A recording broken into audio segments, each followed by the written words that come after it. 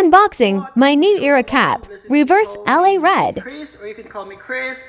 So, another day, another budol. Hi everyone! So today's video is, ayan, i-share ko sa inyo na purchase natin sa, yes, New Era. So without further ado, ayan, unbox natin. Again, disclaimer, you need to sponsor. So nabili ko ito ng regular item. Ayan. So today,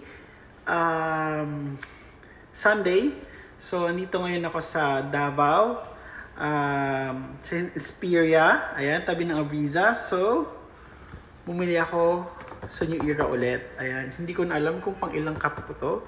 Ayan, so, unbox natin.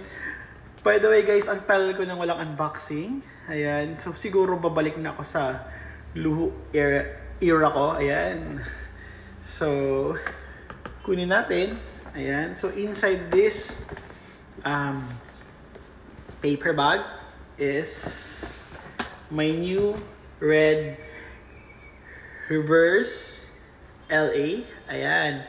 So, honestly guys, ang hirap kasing makahanap ng pula sa New Era. So, nakita ko to. Tinrab ko na. Ayan. So, nasa 2,395 to. Ayan. Ayan. For this one, Reverse LA. And then, try natin gamitin. Oh, di ba? I think pang 38 or 40 cups ko na itong New Era. So, mantakin nyo magkano yung isa. But, ayan. I'm so happy kasi nakabili na ako ng pula. I have the A din na, na New Era. Pero, ayun. Diba bagay?